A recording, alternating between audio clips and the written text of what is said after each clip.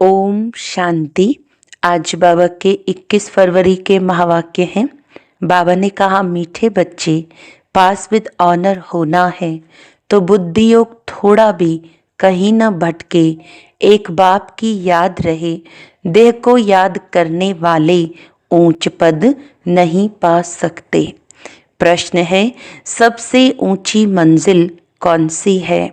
उत्तर है, आत्मा जीते जी मरकर एक बाप की बने और कोई याद न आए, देह अभिमान बिल्कुल छूट जाए, यही है ऊंची मंजिल। निरंतर देही अभिमानी अवस्था बन जाए, यह है बड़ी मंजिल। इसी से कर्मातीत अवस्था को प्राप्त करेंगे। गीत है, तू प्यार का सागर है। ओम शांति। अब ये गीत भी रॉन्ग है। प्यार के बदले होना चाहिए ज्ञान का सागर। प्यार का कोई लोटा नहीं होता, लोटा गंगाजल आदि का होता है। तो यह है भक्ति मार्ग की महिमा। यह है रॉन्ग, वह है राइट। बाप पहले पहले तो ज्ञान का सागर है। बच्चों में थोड़ा भी ज्ञान है तो बहुत ऊंच पद प्राप्त करते हैं। बच्चे जानते हैं कि अब इस समय हम बरोबर चैतन्य देलवाड़ा मंदिर के भांति हैं। वह है जड़ देलवाड़ा मंदिर और यह है चैतन्य देलवाड़ा। यह भी वंडर है ना। जहाँ जड़ यादगार है वहाँ तुम चैतन्य आकर बैठे हो। परंतु मनुष्य कुछ समझते थोड़ी हैं। आगे चलकर समझेंगे कि बरोबर ये गॉड फादरली यूनिवर्सिटी है। यहाँ भगवान पढ़ाते हैं। इससे बड़ी यूनिवर्सिटी और कोई हो न सके। और यह भी समझेंगे कि यह तो बरोबर चैतन्य देलवाड़ा मंदिर है। यह देलवाड़ा मंदिर तुम्हारा एक्यूरेट यादगार है। ऊपर छत में सूर्यवंशी चंद्रवंशी हैं, नीचे आदि देव आदि देवी और बच्चे बैठे हैं। इनका नाम है ब्रह्मा। फिर सरस्वती है ब्रह्मा की बेटी। प्रजापिता ब्रह्मा है तो जरूर गोप गोपियां भी होंगे ना। वह है जड़ चित्र जो पास्ट होकर गए हैं, उन्हों के फिर चित्र बने हुए हैं। कोई मरता है तो झट उनका चित्र बना देते हैं। उनकी पोजीशन बायोग्राफी का तो पता है नहीं। ऑक्यूपेशन नहीं लिखें तो वह चित्र कोई काम का न रहे। मालूम पड़ता है फलाने ने ये कर्तव्य किया है। अब ये जो देवताओं के मंदिर हैं, उन्हों के ऑक्यूपेशन बायोग्राफी का किसको पता नहीं है। ऊंचते ऊंच शिव बाबा को कोई भी नहीं जानते हैं। इस समय तुम बच्चे सबकी बायोग्राफी को जानते हो। मुख्य कौन कौन होकर गए हैं जिन्हों को पूजते हैं। ऊंचते ऊंच है भगवान। शिवरात्रि भी मनाते हैं तो जरूर उनका अवतरण हुआ है। परंतु कब हुआ, उसने क्या आकर किया, ये किसको भी पता नहीं है। शिव के साथ है ही ब्रह्मा। आदि देव और आदि देवी कौन है? उन्हों को इतनी भुजाएं क्यों दी हैं? क्योंकि वृद्धि तो होती है ना। प्रजापिता ब्रह्मा से कितनी वृद्धि होती है। ब्रह्मा के लिए ही कहते हैं 100 भुजाएं 1000 भुजाओं वाला। विष्णु व शंकर के लिए इतनी भुजाएं नहीं कहेंगे, ब्रह्मा के लिए क्यों कहते हैं? ये प्रजापिता ब्रह्मा की ही सारी वंशावली है ना। ये कोई बाहों की बात नहीं है। वह भल कहते हैं 1000 भुजाओं वाला ब्रह्मा, परंतु अर्थ थोड़े ही समझते हैं। अब तुम प्रैक्टिकल में देखो ब्रह्मा की कितनी भुजाएं हैं। ये है बेहद की भुजाएं। प्रजापिता ब्रह्मा को तो सब मानते हैं, परंतु ऑक्यूपेशन को नहीं जानते। आत्मा की तो बाहें नहीं होती, बाहें शरीर की होती हैं। इतने करोड़ ब्रदर्स हैं तो उन्हों की भुजाएं कितनी हुई। परंतु पहले जब कोई पूरी रीति ज्ञान को समझ जाए तब बाद में ये बातें सुनानी है। पहली पहली मुख्य बात है एक, बाप कहते हैं मुझे याद करो और वर्षे को याद करो। फिर ज्ञान का सागर भी गाया हुआ है। कितनी अथाह पॉइंट सुनाते हैं। इतनी सब पॉइंट्स तो याद रह न सके। तंत यानी सार बुद्धि में रह जाता है, पिछाड़ी में तंत हो जाता है मन मना भव। ज्ञान का सागर श्री कृष्ण को नहीं कहेंगे, वह है रचना। रचता एक ही बाप है। बाप ही सबको वर्षा देंगे, घर ले जाएंगे। बाप का तथा आत्माओं का घर है ही साइलेंस होम। विष्णुपुरी को बाप का घर नहीं कहेंगे, घर है मूल वतन जहाँ आत्माएं रहती हैं। ये सब बातें सेंसिबल बच्चे ही धारण कर सकते हैं। इतना सारा ज्ञान कोई की बुद्धि में याद रह न सके, न इतने कागज लिख सकते हैं। ये मुरलियाँ भी सबकी सब इकट्ठी करते जाएं तो इस सारे हॉल से भी जास्ती हो जाएं। उस पढ़ाई में भी कितनी ढेर किताब होते हैं। इम्तिहान पास कर लिया फिर तंत बुद्धि में बैठ जाता है।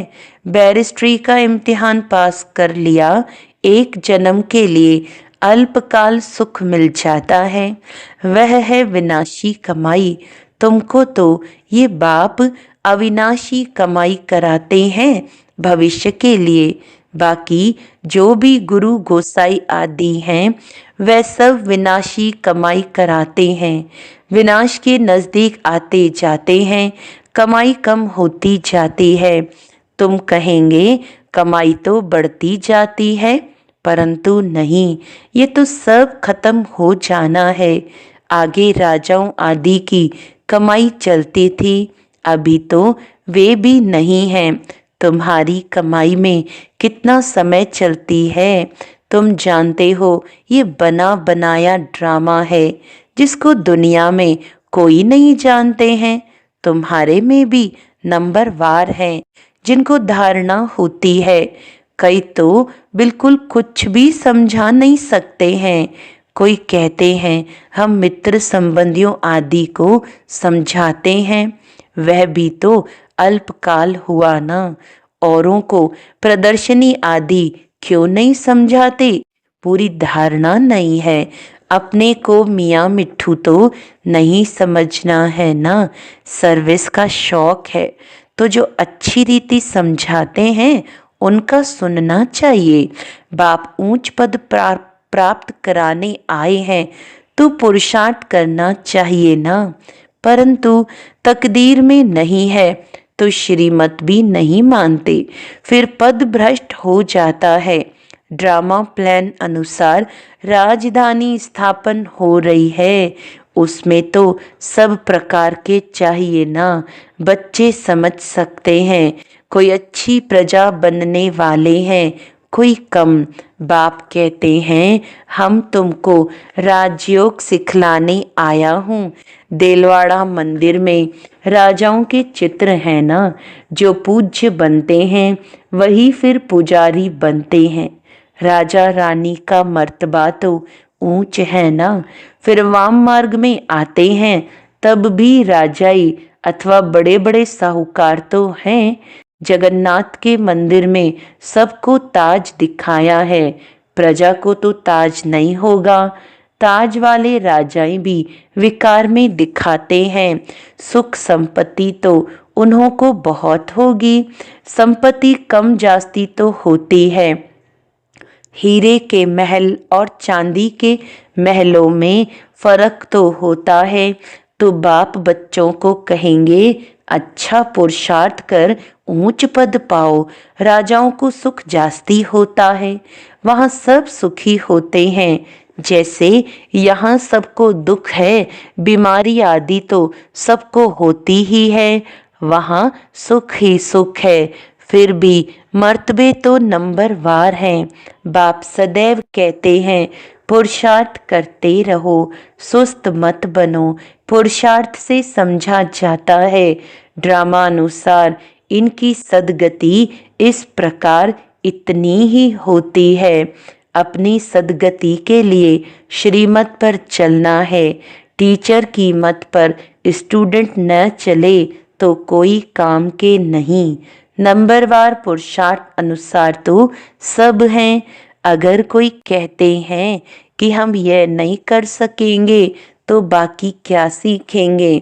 सीख कर होशियार होना चाहिए।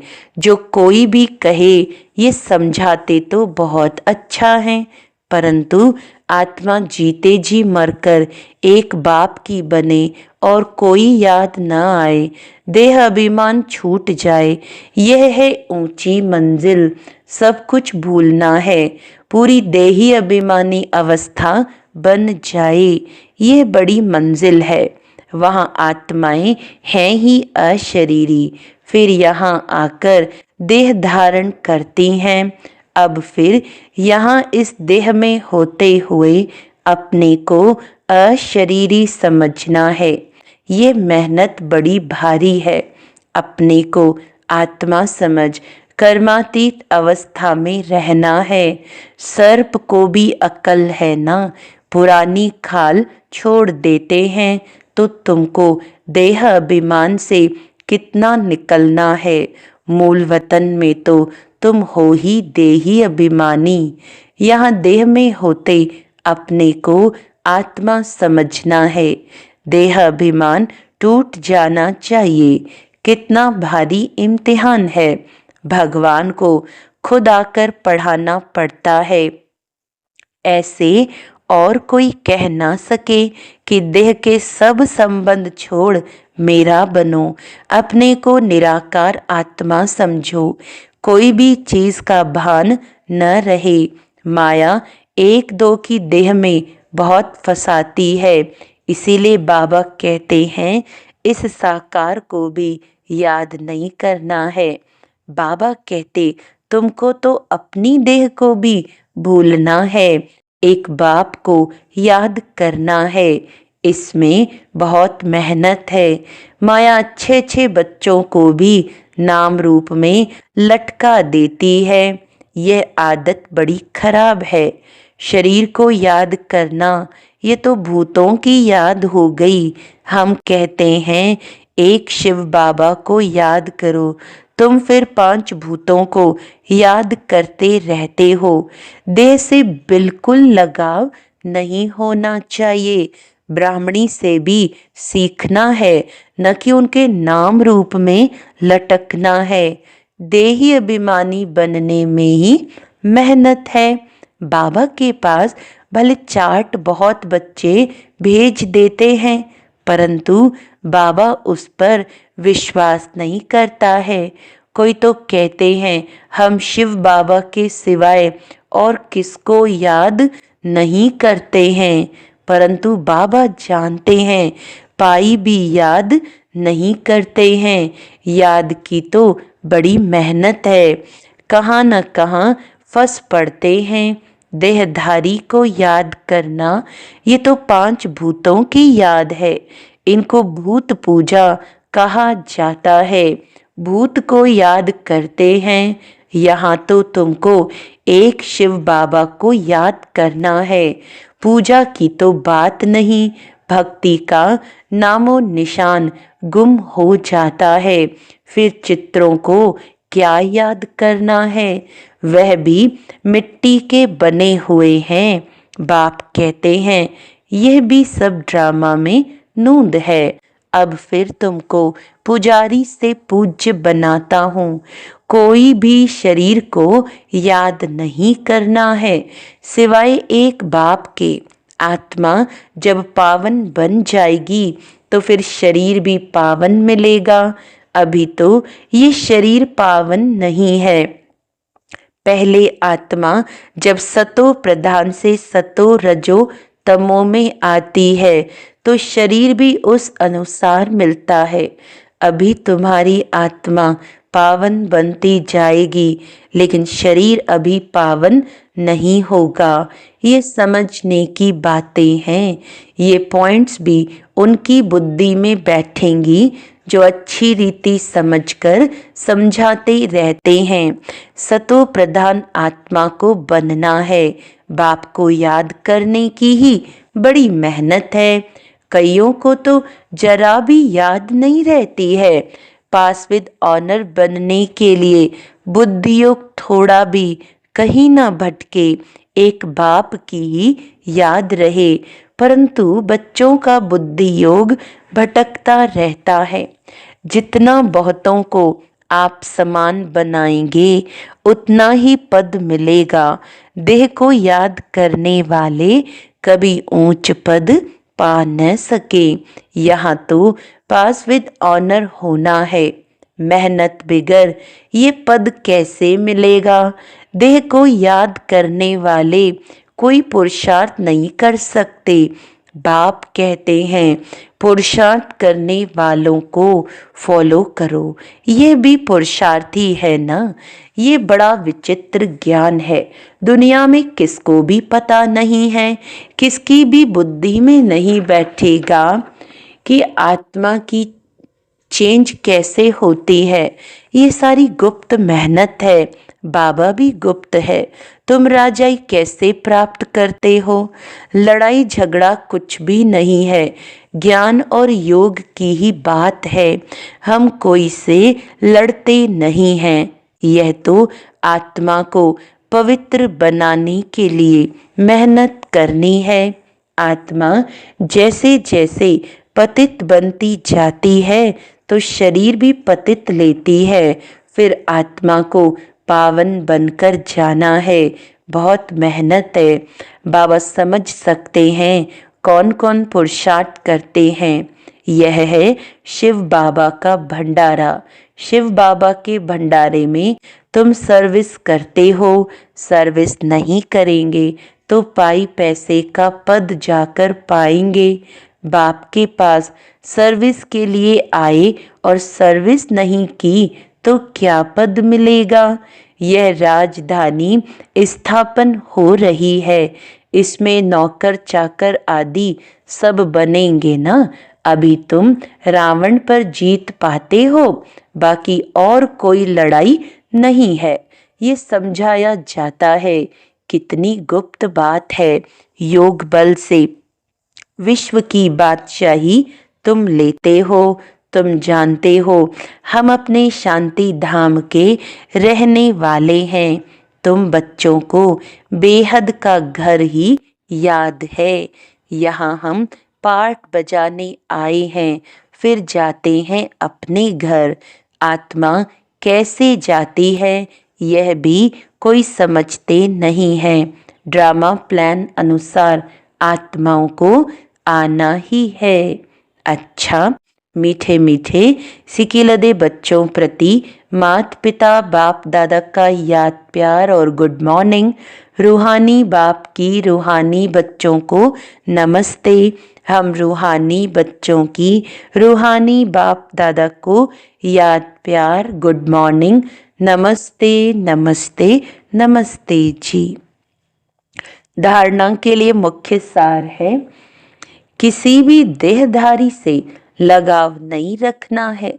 शरीर को याद करना भी भूतों को याद करना है। इसीलिए किसी के नाम रूप में नहीं लटकना है। अपनी देह को भी भूलना है। भविष्य के लिए अविनाशी कमाई जमा करनी है। सेंसिबल बन ज्ञान की पॉइंट्स को बुद्धि में धारण करना है। जो बाप ने समझाया है वह समझकर दूसरों को सुनाना है। वरदान है, कल्प कल्प के विजय की स्मृति के आधार पर माया दुश्मन का आह्वान करने वाले महावीर विजयी भव। महावीर विजयी बच्चे पेपर को देखकर घबराते नहीं, क्योंकि त्रिकालदर्शी होने के कारण जानते हैं कि हम कल्प कल्प के विजयी हैं। महावीर कभी ऐसे नहीं कह सकते कि बाबा हमारे पास माया को न भेजो, कृपा करो, आशीर्वाद करो, शक्ति दो, क्या करूं, कोई रास्ता दो। यह भी कमजोरी है। महावीर तो दुश्मन का आह्वान करते हैं कि आओ और हम विजयी बने। स्लोगन है, समय की सूचना है, समान बनो, संपन्न बनो। अच्छा, आज का अव्यक्त इशारा है, कोई भी सिद्धि के लिए एक तो एकांत, दूसरी एकाग्रता, दोनों की विधि द्वारा सिद्धि को पाते हैं। जैसे आपके यादगार चित्रों द्वारा सिद्धि प्राप्त करने वालों की विशेष 2 बातों की विधि अपनाते हैं, एकांतवासी और एकाग्रता। यही विधि आप भी साकार में अपनाओ। एकाग्रता कम होने के कारण ही दृढ़ निश्चय की कमी होती है।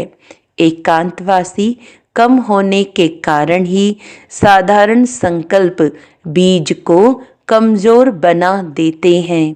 इसीलिए इस विधि द्वारा सिद्धि स्वरूप बनो। अच्छा, ओम शांति।